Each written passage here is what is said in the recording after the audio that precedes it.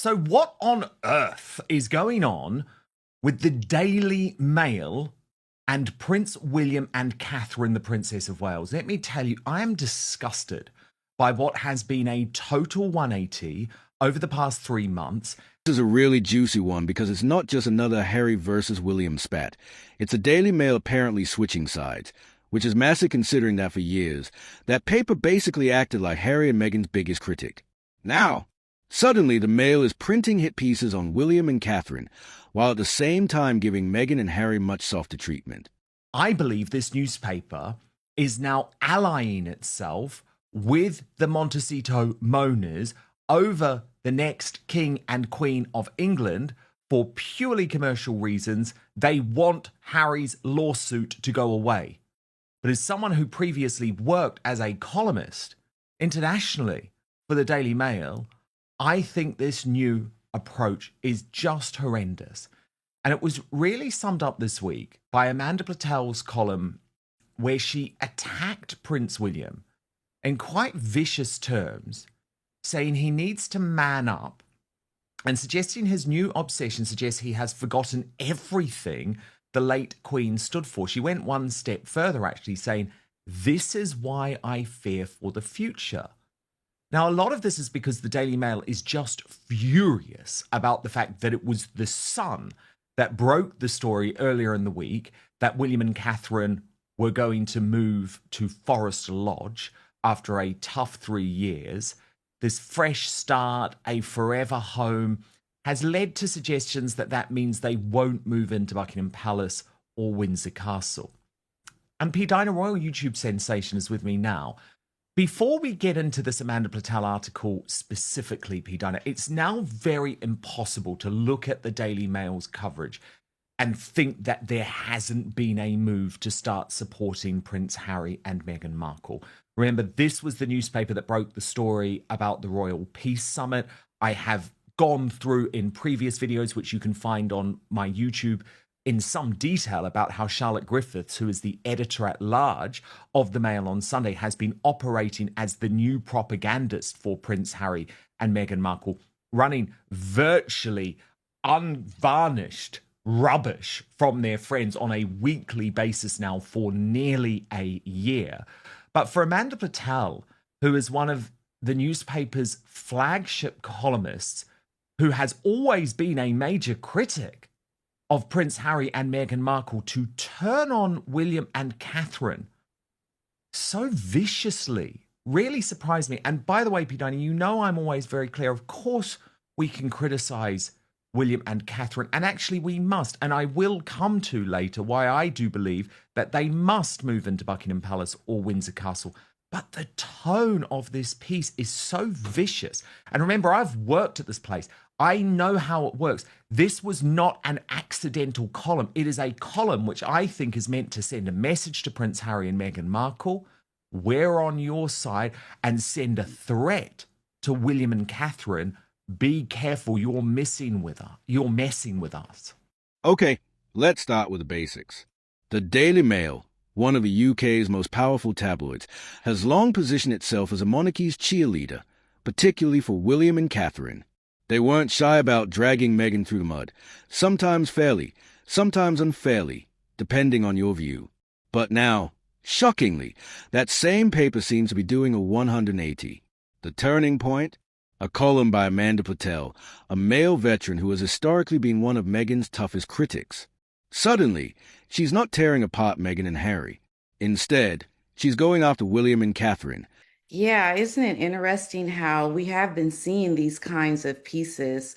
And I find it very disturbing because there really isn't anything that warrants this kind of piece done on the Welleses. I think they have been exceptional in everything that they have done. And of course, if, it warrants some kind of, going against things that they do, of course, people will speak out against it when it is relevant. But I don't find that these topics talking about these issues to be relevant. And I personally feel that there is some kind of eye winking going on towards the Sussexes because this does not make any sense to do this. I mean, they have done everything, I think, correctly. It's concerning. I think there are things behind the scenes that are happening that we don't quite know about, where, maybe Harry is getting some kind of support. I'm sure he's gotten somebody to believe his lies and his issues that he's going through, but and also the fact that the King and William at some point I think had a falling out. We know William has also left the lawyers that were also the King's, and then he went to his late mother's attorney. So there's been these little subtle signs that all is not well, and I think this may be playing behind the scenes in a way that has to do with some of the other things that we have seen. And yeah, it is a little concerning because I really like the whales. I think they are the magic behind the royalty and should be the ones on top now. But that's besides the point. I don't understand it. Yeah, I mean, the Mail definitely were not happy that the Sun got the story because they claimed that they had tried to previously reveal that they were moving. But remember, they got the location wrong. They spoke about a completely different location. But look, they've set Amanda Platel loose. Amanda Platel is known as the Rottweiler within the Daily Mail. If you want someone to be attacked, if you want an attack dog, Amanda Patel will be tapped by the editor because she can be absolutely brutal. So let's go through this, P. Diner, and we'll analyze as we go along. Amanda Patel writes, news that the privacy-obsessed Prince William has found his forever home in the isolated 8-bedroom Forest Lodge, where he says he will live even after becoming king, should raise red flags about what the heir might sacrifice to shield his family. What damage will William's control freak tendencies and stubborn insistence on privacy wreak when he takes the crown? What could the prince's obsession with protecting his own family eventually do to the monarchy? Now, I think already, P. Diner, that is incredibly harsh to paint a picture like that, because for all of his faults, surely the one thing that we can collectively celebrate about Prince William is the fact that he puts his family first, because he grew up in such a shattered household, Pete. And I mean, I've really looked into this over the years. You know, he was so deeply affected by the War of the Waleses in so many ways. Of course, he loved his mother. Of course, he loved his father, but he had no childhood because he was her best friend and he was caught in the middle from the youngest age. Now, the fact that he has a bit of a control freak obsession about protecting his children, I don't have a problem with that, because I think what he wants them to be is balanced individuals who can one day take over the throne. And if you look at Prince Harry, he's thinking, that's not what I want, because that's a disaster for the monarchy. You got that right. I was just thinking that he doesn't want his children, come out like Harry, Yeah. right? Like this nightmare. No, like he's trying to switch and change it up for the sake of his own children. And who can blame him for that? I mean, come on. Why do you go at somebody who is trying to do right by their family? That I think is so wrong. And I always say give the side eye to someone like that because that doesn't even make sense. Like, why would you do this to him? Leave this man alone. His wife has gone through a lot. He's had to deal with a lot from his brother's point of view and that crazy wife of his. This man needs to be given us some slack, okay? And I think it's completely wrong to say something like that about him wanting to, do right by his family. If he wasn't doing right, yeah, okay, say something. But this doesn't even make sense to even say something like this, when, your family is involved. Why would you do that? But she hasn't recognized that, Pete Dunham, because what she's done, and this is the oldest trick in the book and why I know that this is just a total Daily Mail hit piece, is she's gone to the old-fashioned thing of let's judge our royals by how many events they go to, how many official functions, official duties they carry out. Now, to be completely honest, that is outdated, P. Diner. And for a long time, William has made it abundantly clear that he is going to be about quality and not quantity. And of course, I believe the royals have to be seen, but we are also in an ever-changing world, P. Diner, where cutting a ribbon at a local community centre is probably not particularly relevant. So the fact that these numbers have been used, these old-fashioned numbers have been used to degrade the work of William and Catherine, I think proves that this is just a hit piece. Here's a reality. Meghan and Harry might think teaming up with a male is clever, but it's short-term gain at best. Public perception. The UK public overwhelmingly supports William and Catherine. Attacking them only makes the Sussexes look petty. Credibility. Harry has built his entire brand around hating the press. Yeah, and that, to the point around living amongst, I guess, where you can be seen. Yeah, like you said, we do live in a different time. We have social media. I don't think it's the same as what it used to be when we didn't have all this media and you didn't really see royals because we didn't have all these technologies. So, and I think that's not even relevant now. I think William should be able to do the things that he is doing and not have to account for, some of these fake numbers and, be called out for this. I mean, he does a lot. I mean, he was a rescue helicopter pilot. I think he has a skill set that is, very impressive.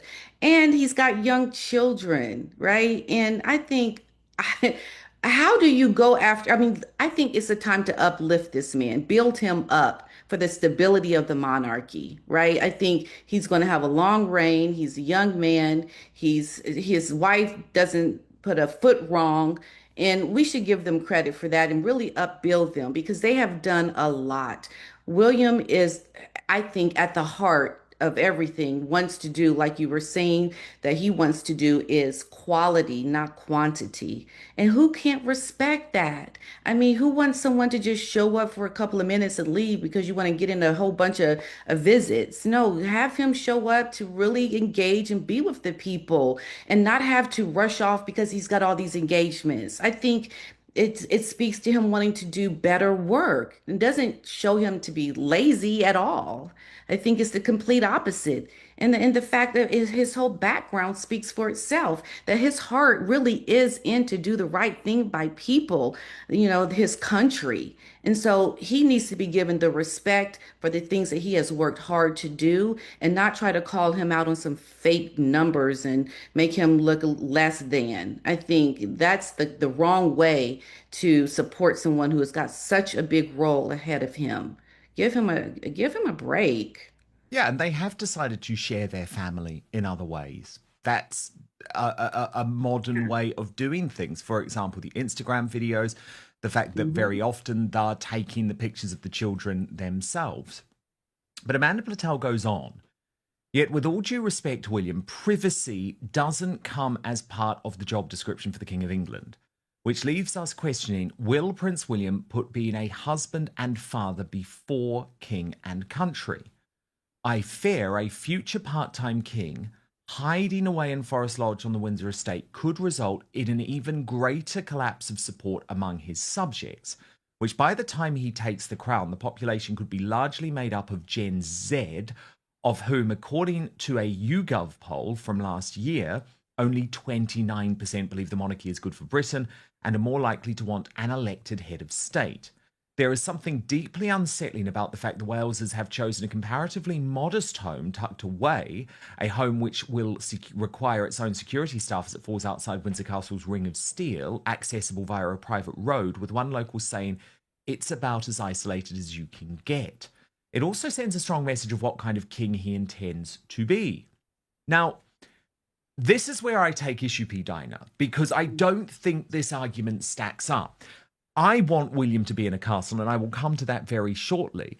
But what Amanda Platel is trying to argue here is that Gen Z are turning on turning on the monarchy, and so won't be happy that William is living a more modest life. Now, actually, William and his team would immediately fire back and say, hell no, the whole reason that we're doing things differently, that we're scaling back, that we're not being so grand, that we are going to live a little bit more normally, is because we want to appeal to that generation who maybe don't have the same expectation that we should be in a castle.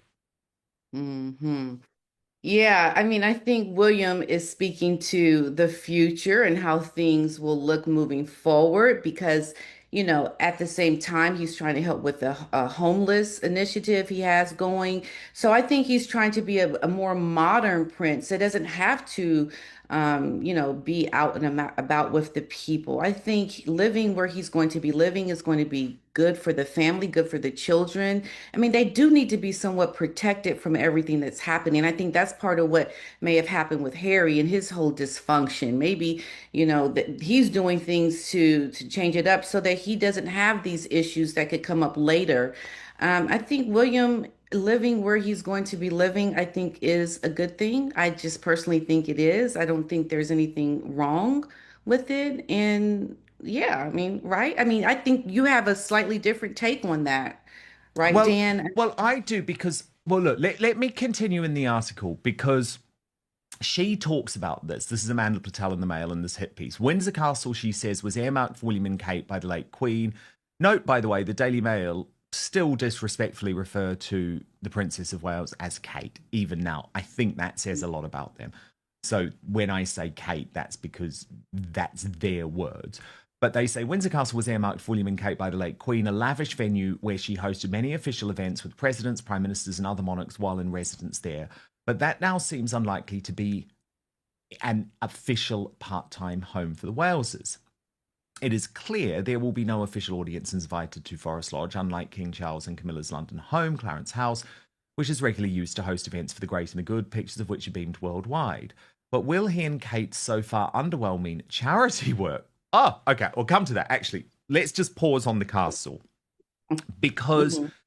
number one, I'm not sure I buy this, P. Diner, that it is a forever home. I think there will be such pressure, and they probably will end up relocating at least in part to Windsor Castle. If it's suddenly cozying up to them, it destroys what little credibility he has left. The monarchy's resilience. The monarchy has survived abdications, scandals, divorces, and tragedies. It will survive a tabloid spat. At the end of the day, William and Catherine don't need to fight deity. Their work and their image speak for themselves. Meghan and Harry, on the other hand, rely on constant drama to stay relevant. This is where I do take issue with the current positioning because I think it's really important. I think one of the great things about the British monarchy is that these palaces are more than just museums. You know, it means something that it is a working residence. When you would go to the tour, for example, which is open to the public, one of the biggest tourist attractions in the world, all across the summer. It's an incredible thing to do. I recommend everyone does it. But when you did that at Buckingham Palace, you knew you were in the Queen's home. There would Yeah. still be such a buzz. I remember when I took my family to Windsor Castle and we went into the chapel and saw the late Queen's headstone for the first time. And it was such an amazing moment. And the king arrived home. He was in residence and the royal standard flew. That is something that is very special. And so I don't mind him having Forest Lodge, and that's almost where the personal business is done. But I do think there will be an official residence. I think there will be. Hmm. Well, you make a good point, Dan, because recently when I was in England, I went to visit Kensington Palace, and there was something special about being where Diana lived. Like that to me was very special that I was there. So I think, yeah, I mean, looking at this more and more, at some point when he does become king, he probably should have his butt over in the castle. I mean, At I think least that might be a better sometimes. way to do it. Yeah, Yeah, at yeah. least sometimes. But this is where I think Amanda Patel and the Daily Mail were really tough. And this is what is going to get up William's back and the backs of the Kensington Palace courtiers, because she describes Kate and William's charitable work as underwhelming, saying his Earthshot Prize offshoot, which encourages youngsters to devise ways to save the world, or Kate's Centre for Early Childhood, both woke, worthy, and frankly forgettable. She says, Kate's passion for children's early learning hardly compares with Diana walking through landmines to save children's lives in war-torn African countries. William's Earthshot Prize is also but a shadow of his father's The King's Trust that has helped more than 1 million young people into employment and businesses. And that's when I'm like, whoa, okay, you are just out to bring these guys down now. Because not only, I think, is that just not true, it's downright nasty. This is a full throttled attack. And it was when I read that line and I thought, okay, I know what's going on here. They're putting Kensington Palace on notice. That is so wrong. Like, you can't find anything nice to say. Really? You're going to just call out everything as a negative that this man is doing? That is very obvious what is happening, Dan. Come on now. How do you do that? I mean, for William, how do you even like read something like this and then what are you thinking about yourself? Like, my goodness, I've been working so hard, I've been doing so much, and you're saying these things about me? Just look, people need to just back off of William because this man has done a lot. And I think calling him out for anything that he has been doing is an abomination to everything that this man has gone through and how he comes forth in a good way with his wife and his family. How dare you say these nasty things about this man? Really?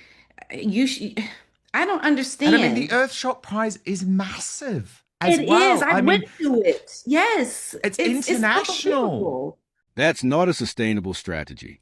The male's sudden turn against William and Catherine is shocking, but it also reveals just how desperate the Sussex's PR game has become. This isn't about holding William accountable. This is about tearing him down to prop up Meghan and Harry.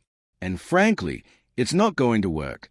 William and Catherine are simply too popular, too stable, and too respected. If anything, these hit pieces will probably backfire, making the public rally around the Waleses even more. Meanwhile, Meghan and Harry risk looking like hypocrites who will work with anyone, even their sworn enemies, if it means attacking the royal family. So yes, this feels like a declaration of war. But if it is, it's a war Meghan and Harry are destined to lose.